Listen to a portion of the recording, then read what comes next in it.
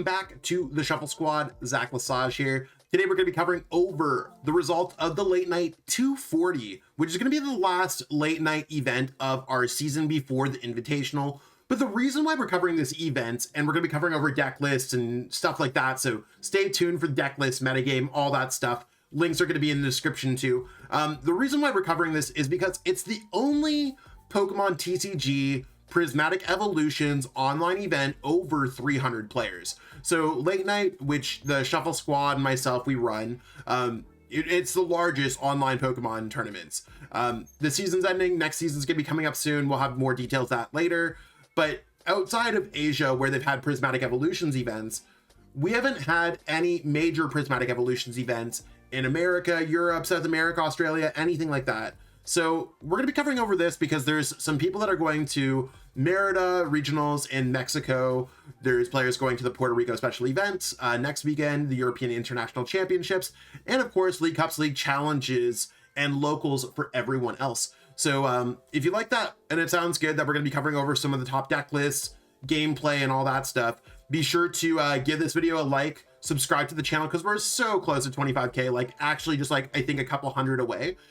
So please help us get there. Double check to see if you subscribe for real, and let us know in the comments what kind of content you want to see next, or just any kind of kind words of encouragement, because it also helps boost the YouTube algorithm. Y'all know what to do. Jumping into kind of what we can see here, we had a top 16 cuts. And when we look at the top 16, and what I'm going to do here, I'm just going to shut off my camera here so that we can see. We have a few Dragapult decks. I think for me, Dragapult stands out right there, where we see one Dragapult at 16th. Then we see Dragapult come first and second in the event. So Dragapult, very impactful. We see a couple Terrapagos decks, a handful of Gardevoir decks. We see a Pidgeot control, a Lugia, another Pidgeot control.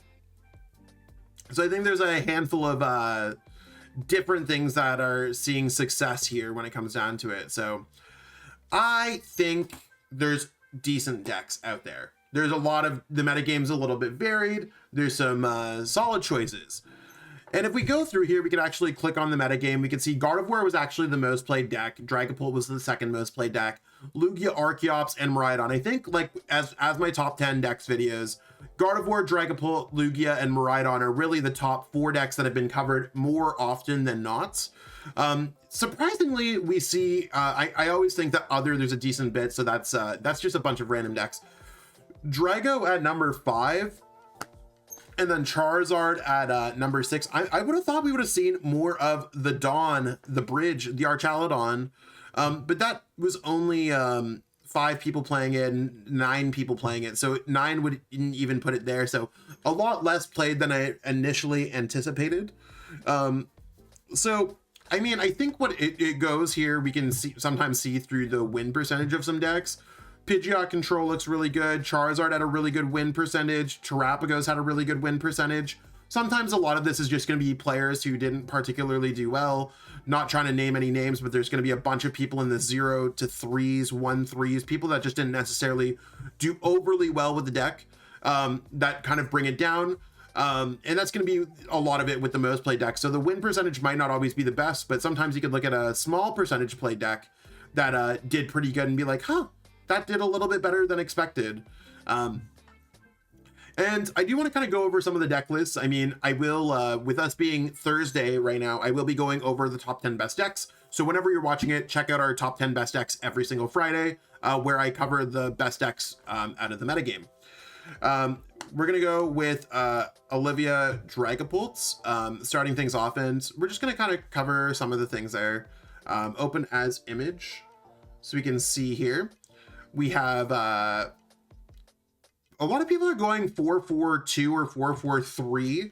I guess I went with 4-4-2 to make room for the Pidgeot EX line in their deck. So we can see that there's everything here to me is pretty standard. We're going to be using Dragapult EX, Phantom Dive, pairing Phantom Dive with that Cursed Blast to do extra damage to our Pokemon and basically board wipe our opponent, using Badoo at the beginning of the game to slow them down. They went with a lower Lance line than I would.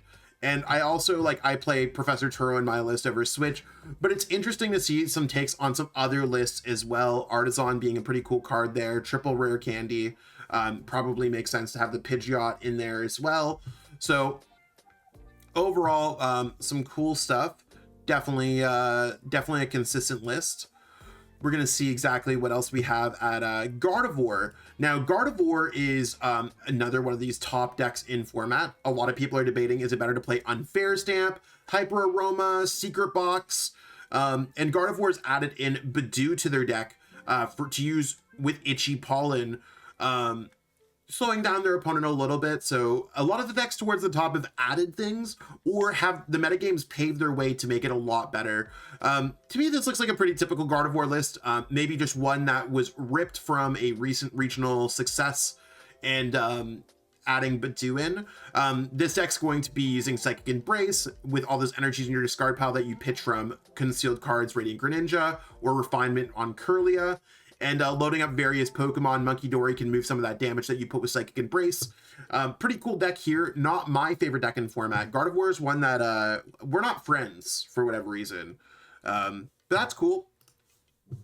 Nothing that I've really changed there. We see Pidgeot control. And if we go open as image, you can see that Pidgeot control has some decent text here when it comes down to it.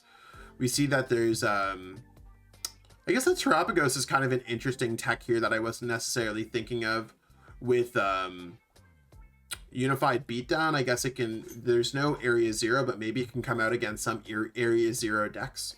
So I don't think I've necessarily seen that before. We see some Milotic that can slow down your opponent. Like this deck has a really bag of techs that it uses against your opponent's Pokemon however you like, and can try to control their gameplay and utilizing some cards here and there. I don't really have any comments on any of the Pidgeot control decks. I think that there's only a select few that have really gone with this archetype. They typically either do really well or not. I don't particularly know this player, but the most famous player, I think, who made top 16 in this tournament is All Out Blitzel, and they basically only play Pidgeot control. So highly suggest that you check them out if you are looking for anything. So yeah, no comments on if this is good or not, because I'm honestly not an expert on this deck. Anyone who's playing it probably is, but I probably should try to practice a little bit more. We see a Frostlass Monkey Dory in the top, so this is kind of cool, being able to use Frostlass, putting damage counters on your opponent's Pokemon in between turns if they have abilities. Same thing with you, and then you take your whatever Pokemon that you have abilities that you've been hitting with Freezing Shard and moving them to your opponent's Pokemon with Monkey Dory, Badoo locking your opponent every single turn. I think decks like this are actually like super interesting, and it gives you a lot of opportunities to kind of see success. So there's typically ways around it, like underbenching or stuff like that. That you can get around it, but it's cool to see that this deck's popping off. Maybe it's a deck that I need to cover on the channel for next week. I'll probably even write that on my list today. So really cool. We are going to see, this deck was classified as others, but it's a Ceruledge EX deck. We can see that they've, it's probably because they only play 2 of the Ceruledge EX and a 1/2 line of Palkia. Really just kind of like, it's almost like fire type Goldango in a lot of ways. We're just trying to 1 energy, manipulating a bunch of energies, and you can see a lot of energies there, 7, 12, 16, 18. So enough to pretty much get a knockout on whatever they want. Ceruledge seems kind of cool in this format. I haven't necessarily experimented with it too much, but they do add Badoo to kind of slow things down if necessary. A lot of decks just, when in doubt, can toss in a Badoo because it's a free retreat, no energy cost. And it's a single prize card Pokemon, so if your opponent knocks it out, it can be pretty cool for you. We're going to see Miraidon. Miraidon's probably my current favorite deck in formats. Nothing out of the ordinary here when it comes down to it. So we see Miraidon's going to be searching out your lightning Pokemon. You're going to be moving those energies, or moving those, putting those Pokemon on your bench, accelerating energies with Electric Generator. And to me, this seems like a pretty standard list across the board. Nothing crazy about it. I think the only card that might be different from mine is I think I play an additional copy of boss, they play a 4 Steel Stone, and I just switch my Magnemite to one that has 60 HP. So Miraidon, really good. This deck didn't gain anything new from the formats, but I think decks like Charizard moving down the line a little bit, not seeing as much success. Really cool. It's just well positioned. And speaking about Charizard, we can see it here as well. So we see, oh, it's actually Dragapult Charizard. So we covered this on the channel recently. And Dragapult's good at sniping some Pokemon with Phantom Dive, but it can't knock out some Pokemon. Charizard can help you there, and it's also a way to accelerate energies. So this is a really cool deck to have, and I think I like it a lot. When it comes down to it, it's definitely a valid choice. So nothing that I really change. Another deck that can just benefit sometimes with a Badoo if you're going through a little bit of a slow methodical setup. But really pretty standard metagame stuff. We see another Gardevoir here, and Gardevoir playing Unfair Stamp. A lot of them are playing Cresselia for mirror, moving damage counters from one of your Pokemon to another, or your Pokemon to another one of your opponent's Pokemon. Giving yourself a lot of opportunities there. So I think Gardevoir is really a deck, like, as I'm approaching the Mexico regionals, I'm not attending, but as we look at the metagame for there, and we're anticipating the metagame for there, I think we're going to see a lot of Gardevoir. We're also probably going to see a lot of Dragapult, and we're also going to see a lot of Lugia, Miraidon. Like, those are all reasonable decks. Very similar to what our top cut is. The Terrapagos is kind of interesting for me, and I guess this is actually not just Terrapagos. This is Cloth Terrapagos. So it's a Cloth deck, but it's also Terrapagos deck. And maybe I was thinking originally that it might be better to play 2 Cloth, just for the sake of matchups, but it seems like a lot of people are just playing Black Belts Training when it comes to this deck and other things like that. So for me, I think that this deck gained Badoo and Black Belts Training, one of the only uses of Black Belts in this deck. So the reason why they're playing Black Belt is because you're able to go Unified Beatdown. So with the 8 on the bench, you're doing 3 times 8, 240, 240 minus 20 from double turbo energy, 220, 220 plus poisons with Brute Bonnets, 230, Radiant Hisuian Sneasler, 260, plus Binding Mochi, making it to 300, and then you can go Black Belts Training to knock out like a Charizard or a Raging or a Dragapult. So we have some options there that we didn't previously have. So that's really cool. I like it. They also cut the Electrode V because there's just not enough Charizard in format, which I think is like really smart when it comes down to it. I like that they have double Iono. So cutting Electrode V, definitely a card that I was considering cutting myself. I have to think about this a little bit more. This is a deck that's always interested me. I really just like Terrapagos as a Pokemon, and I like it as a deck. So seeing some success here, definitely awesome. Gardevoir, another Unfair Stamp list. I mean, you can see that all the lists for Gardevoir are looking very similar. They might be changing 1 or 2 cards. So if you're running Gardevoir, based off their ace spec, they're probably going to be playing very similar lists. Sometimes they might cut Fluttermane for a Klefki or anything else like that, but shout out them. I'm also just skipping past here, I think. No, maybe I'm not. Yes, I am. Sometimes you just jump from deck to deck to deck. We'll try to cover all the decks. We have Lugia V-Star adding in another new card from Prismatic Evolutions. You can see that we have Lugia V-Star, Accelerating Energies. I think that this is a pretty teched out list because they play Fluttermane, they play Thornton, they play Serena.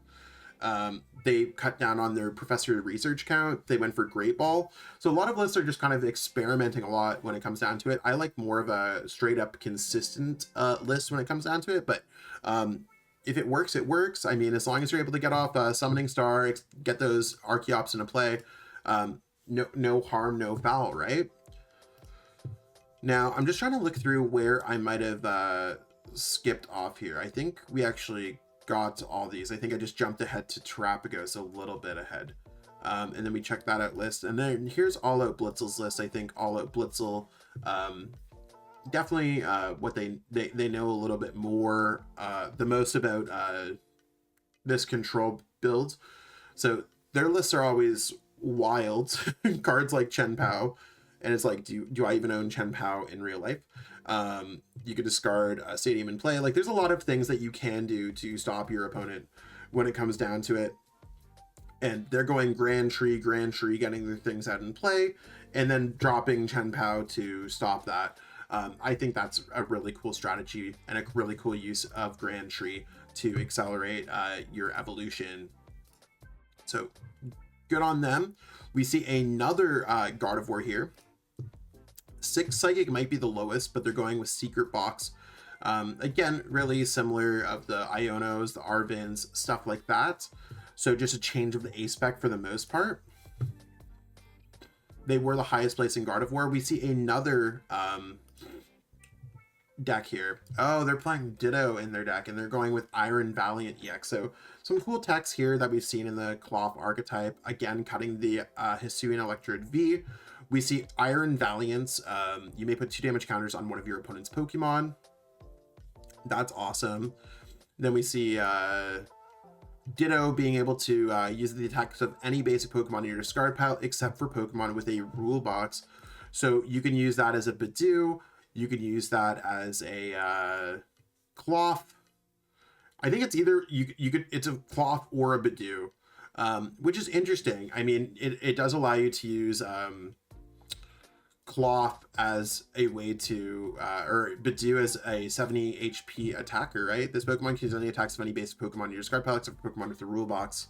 You still have the necessary energy, so you don't need any energies to attack with Bidoof. I like the Ditto attack. I think that's kind of cool. Instead of playing a second Bidoof. Might be hard to get one in the discard pile, but late game it's slightly better than it previously was, and it does give you a second Cloth. So I like that instead of playing 2 Bidoof and then being forced to play 1 Cloth, it does make things really interesting. So unique card that I might need to pull out. Then we see Dragapult Iron Thorns, a card that I didn't necessarily think we're going to see a lot of success with, but there's or any more. There's Gastrodon. As long as this Pokemon's on your bench stage 2 Pokemon, both yours and your opponent have no abilities. So no Pidgeots. I'm trying to think like where this would come in clutch. I don't know if there's necessarily like anything that super comes in clutch when I think about, like, I think of Pidgeots. I think benched, as long as Pokemon on your bench, benched stage 2 Pokemon EX have no abilities. So Pidgeot on the bench doesn't have any abilities. Charizard doesn't have any abilities. I guess Dusknoir doesn't have any abilities either, so that can be kind of cool. I don't hate this list. I mean, it's basically just cutting the Toedscruel for Regidrago, and then just playing Gastrodon because we're more of a Dusknoir and Charizard on the bench and maybe some Pidgeots. I just want to kind of scroll through some of these decks quick and just kind of see if there's any other stage 2. Does that work with Lugia? I guess it's an unevolved stage 2 Pokemon. I'd have to double check on how what I'm thinking of is for Archeops. So it would be a stage 2 Pokemon, I guess, on the bench. It doesn't have anything to do with evolution, so I guess it would shut off the Archeops, I think. Don't quote me on that, I could be wrong. And then for our winning deck, we see a Dragapult Dusknoir deck, one of the most popular decks in formats. Pretty basic list, no Rotom here. 4-3-2-1-1-1. Pretty standard set of supporters. 4-3-2. I think everything here is pretty standard across the board. Definitely solid when it comes down to it. So you can see the metagame's changed up a decent bit, and this is like really like, I think once we get to the sub 2%, that's where things get a little bit more interesting.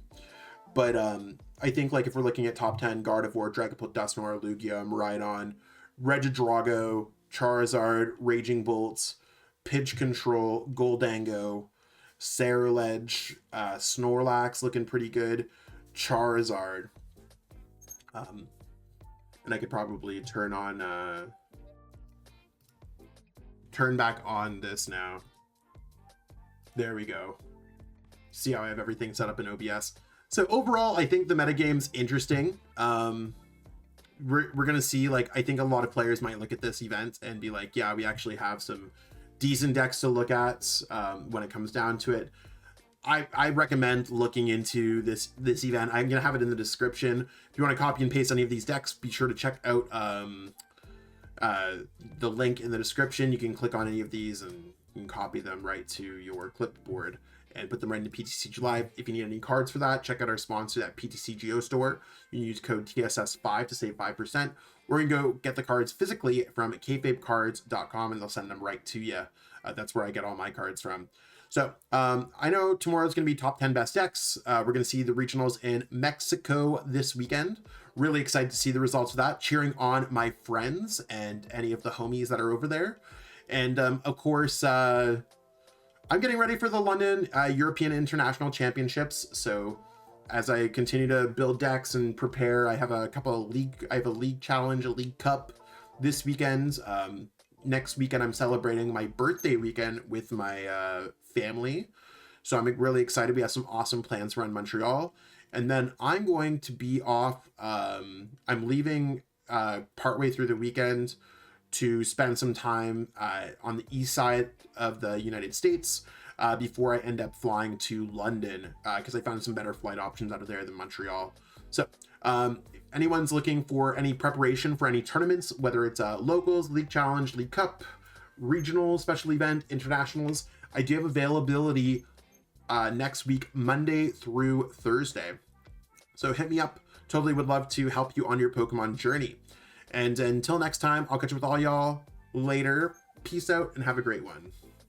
Want to support the Shuffle Squad? Be sure to check out all of our sponsors in the description to pick up Pokemon TCG singles, sealed, and PTCG live codes.